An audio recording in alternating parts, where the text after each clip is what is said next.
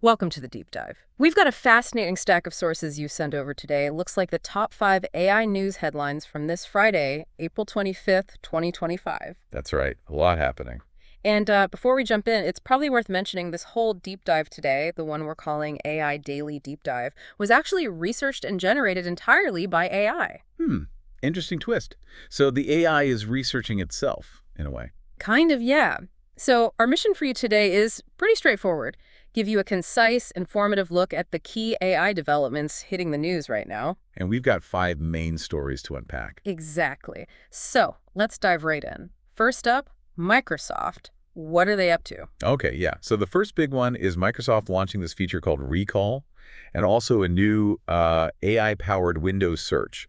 Both are specifically for these new Copilot Plus PCs. Recall. That's the one that tracks what you do. Yeah, essentially. It's an opt-in feature, thankfully. It passively takes screenshots in the background. Right. And it builds this kind of searchable visual timeline of everything you've been doing on your computer. Okay. I remember hearing there was some pushback on that. Security concerns. There definitely was, yeah. It got delayed initially because of privacy and security worries.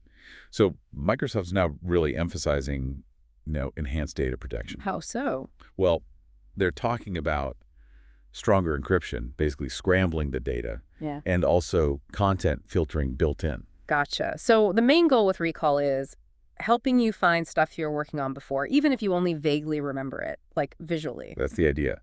Help you resume tasks, find info using visual cues, or, just fuzzy memories instead of exact file names. Makes sense. And the AI search ties into that. It builds on it. The Windows search is getting revamped, allowing for more natural language queries. So you could type, like, find that picture with brown dog. Exactly. Right in File Explorer, the main search bar, even in settings, it understands more conversational requests. Okay. And there was something else. Click to do. Ah, yes. Click to do. New feature. You press the Windows key and left-click on something on your screen text, an image, And then? and then you can interact with it directly, get a summary of selected text, maybe edit an image right there, things like that. Sounds potentially useful, but there's a catch. Well, yeah, a couple. The full click-to-do functionality, especially the text actions, is currently limited to those Copilot Plus PCs running Qualcomm chips. Right, not Intel or AMD just yet. Support for them is apparently coming later. Yeah. And also, both Recall and click-to-do are actually postponed in the EU. Oh, why is that? Regulatory reasons. So the EU plus Iceland, Liechtenstein, and Norway won't get them at launch. Okay, so big picture, Microsoft is really pushing to embed AI deeper into Windows, making it more visual and context-based. That definitely seems to be the strategy, moving away from just text commands towards, image and context understanding. All right. Interesting stuff. Let's shift gears, though. Story number 2 takes us to the bigger picture, the infrastructure side, AI supercomputers and power. Yes, this is a really significant potential bottleneck. There's a report out from Epoch AI looking ahead to 2030. And what's a prediction? They estimate that a leading AI supercomputer around mid-2030 might need something like 2 million specialized AI chips. 2 million. Wow. Cost? Cost estimate is around $200 billion. But here's the kicker. The power demand. Uh-oh. They're projecting 9 gigawatts. 9 gigawatts. That sounds like a lot. It is. To put it in perspective, that's roughly the output of 9 large nuclear power reactors, enough to power, several cities. That's staggering. So is that even feasible? Well, interestingly, the report suggests that actually getting the chips, maybe even the $200 billion funding, they mention huge projects like Project Stargate as examples, might be achievable. So the money and the hardware? Maybe. Maybe. But the energy requirement, that's flagged as the major challenge. So what's the solution then? Just build more power plants? Well, the report proposes one potential approach. Shifting towards decentralized training, spreading the workload across multiple, slightly smaller AI supercomputers rather than one monolithic one. Okay, distribute the power load. Makes sense. But the growth rate itself is pretty wild, right? Absolutely exponential. Since 2019, they calculate that AI supercomputer performance has jumped by about 2.5 times every year. Wow. And alongside that, the power needs and the hardware costs have roughly doubled annually. And that's driven by just more chips. Oh, better chips. Both, actually. The number of chips in these systems is increasing dramatically, and the performance of each individual chip is also going up fast. About 1.6 times per year for both factors, they estimate. Can you give an example of the size increase? Sure. Back in 2019, systems with over 10,000 chips were pretty rare. Fast forward to 2024, and you have machines like xAI's Colossus starting with 100,000 high-end chips. Just starting. Yeah, with plans to expand towards 200,000, including newer models. So the scale is just ballooning. And who's building these things? Governments. Less and less, actually. The report notes a big shift. Private companies now control about 80% of this AI compute power. 80%. Up from what? Up from around 40% back in 2019. And geographically, the U.S. hosts about 75% of it, with China around 15%. You mentioned Project Stargate earlier. Right, that's reportedly a U.S. government initiative, possibly with Microsoft, looking to build absolutely massive AI data centers. Huh? So government is still involved, but private industry is dominant. But the bottom line remains this power problem. Exactly. Without some serious breakthroughs in energy generation, efficiency, or maybe that decentralized approach, the sheer power needed could really hinder operating these next-gen AI supercomputers. It's a critical challenge. Okay, from massive power grids to something deeply personal. Our third story is about generative ghosts. Sounds a bit sci-fi. It does, doesn't it? But it's becoming a very real area of development and discussion. We're talking about AI in the, well, afterlife context. AI afterlife, like those services that let you talk to a simulation of someone based on their texts or emails? Kind of, but potentially much more advanced. Those existing services companies like DeepBrain AI, Hereafter AI, Character.ai, and others mostly replay past data or generate responses based strictly on what was fed in. Right.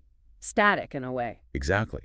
This new concept, highlighted in research from places like Google DeepMind and the University of Colorado Boulder, is about generative ghosts. Generative, meaning they create new stuff. Precisely. These are AI digital twins of deceased people trained on their data, but they can potentially generate new dialogue. They could maybe comment on current events, things that happened after the person died. Whoa, so they could learn and evolve even after the person is gone. That's the advanced concept being explored. Right. They might even function autonomously. In some ways, the research mentions possibilities like executing parts of a will, managing digital assets, maybe even providing testimony in some form. Okay, that opens up a huge can of worms. Legal, ethical. Absolutely. Think about traditional life insurance or estate planning. How does an evolving AI ghost fit into that? And public reaction seems pretty divided. I can imagine. Yeah, 2024 Kaspersky survey found like 38% thought the whole idea was just unacceptable, and 67% worried it could actually make grief worse, not better. Yeah, I could see that. Are there potential upsides people point to? There are. Some talk about preserving endangered languages by creating interactive speakers or making history more engaging. For families, some proponents like Justin Harrison from a company called You Only Virtual argue it could help maintain connection, even suggesting a goal of eliminating grief through continued interaction. Eliminating grief, that's a bold claim. Very. And the risks are obviously significant. Mental health impacts are a big concern. What if the AI is hijacked for ransomware or identity theft? Or what if it just makes things up? AI hallucinations, but about a loved one's memories. Exactly. Or reveals secrets the person never wanted shared. Then there are the core ethical questions. Who gets to consent to creating one of these? Should the person decide before they die?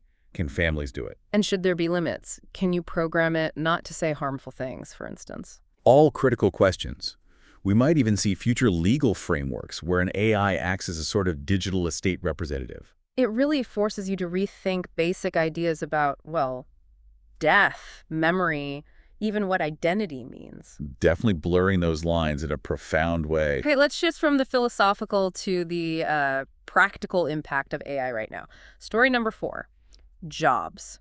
Which ones are most vulnerable? Right, this is always a big topic. A Forbes report recently broke down the job categories seen as most susceptible to AI automation in the near future. Which ones top the list? Well, administrative and clerical roles are high up there. The data entry, payroll, scheduling tasks, AI is getting good at. Okay, makes sense. Customer service representatives too. Chatbots and virtual assistants are becoming much more capable. We see that already. Then you have retail and cashier positions. Self-checkout is expanding. Automated inventory management is coming in. Transportation and delivery drivers with autonomous vehicles making progress. Still seems a way off for widespread use, but the potential is there. For sure. And finally, manufacturing and assembly line workers, where robotics has been making inroads for years, but AI adds another layer of automation potential. So those are the more vulnerable areas. What about jobs considered safer or less likely to be fully automated? Yeah, the report highlighted those too. Skilled trades came up: electricians, plumbers, carpenters, work requiring hands-on expertise and problem-solving in unpredictable physical environments. Right. Harder to automate. Healthcare professionals, nurses, doctors, therapists. While AI can assist, the human element of care, diagnosis, and empathy is key. Creative professions, artists, writers, designers. Yep, listed as less vulnerable. AI can generate content, sure, but originality, nuance, creativity, understanding context, those are still seen as primarily human strengths. Okay. Also, education and training teachers, corporate trainers, and mental health and social work, where human connection and emotional intelligence are absolutely central. So the common thread for the safer jobs seems to be skills AI struggles with. Complex problem solving, creativity, empathy, physical dexterity. Pretty much. It really emphasizes the need for people in the workforce to adapt, doesn't it? Learning new skills, embracing lifelong learning. And for employers to maybe invest in retraining. That's part of the discussion, too. Investing in upskilling the workforce for roles that collaborate with AI, rather than just focusing on replacement. So the takeaway seems to be lean into the uniquely human skills. Judgment, creativity, emotional intelligence, those are harder to automate away. That seems to be the key for staying relevant in an increasingly AI-influenced job market. All right. That leads us nicely into our final story, which is about how all this AI is affecting our trust. Specifically, our trust in what we see online. Yeah, this is fascinating and maybe a little concerning. There's a recent survey from Talker Research that suggests Americans are becoming really skeptical about online content because of AI. How skeptical? Well, get this. Only 41% of people surveyed actually believe the online content they see is human-created and accurate. Only 41%. Wow. What about the rest? About 23% flat out believe most of it is false. And another 36% are somewhere in the middle, just uncertain. So a solid majority is doubtful, basically. Yeah, and it goes further. 3/4 said they trust the internet less now than ever before, and 78% think it's never been worse trying to figure out what's real versus what's artificially generated. Are people feeling like they encounter AI content a lot? Apparently, yes. The average person reported encountering suspected AI-generated info about 5 times a week, and 15% said it was more than 10 times a week. Where are they seeing it most? Top spots were social media. 48% mentioned that. And then news articles, surprisingly, at 34%, and chatbots at 32%. Is it easy to spot? Not always.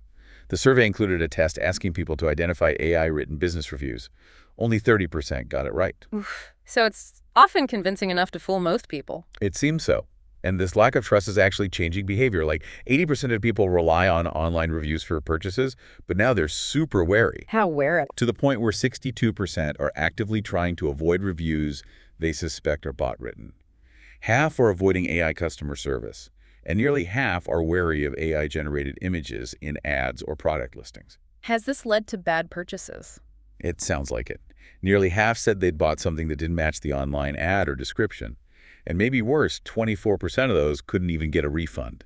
That's frustrating. So what do people want? More transparency? Overwhelmingly, yes.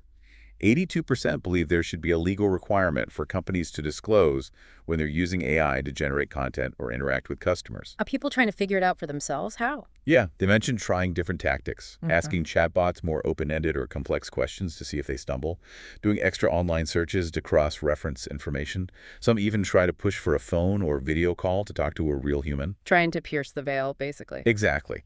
There was a quote in the coverage from Rebecca Hahn at Tools for Humanity. They work on identity verification tech. She described this as a potential collapse of internet trust. A collapse. Strong words. Yeah, highlighting the urgent need for better tools or methods to verify that you're interacting with real human-created content or a real person online. So the survey basically paints a picture of growing suspicion and a real desire for clear labels on AI content. That's the gist of it. This survey was done just this month, April 2025, so it's a fresh snapshot of that sentiment. The increasing presence of AI online is clearly making us question what's real. Well, that brings us to the end of our 5 stories for today. Quite a range. Definitely, from Microsoft's AI push in Windows. To the huge power demands of future AI supercomputers. Then the really mind-bending idea of generative ghosts. Plus the ongoing impact on jobs. And finishing with this growing crisis of trust in online content. It covers a lot of ground. It really does. So we've given you a snapshot of some major AI developments just from today's news cycle. And when you put them all together, It's quite something. It leaves you with a lot to think about, doesn't it? Here's maybe final thought for you.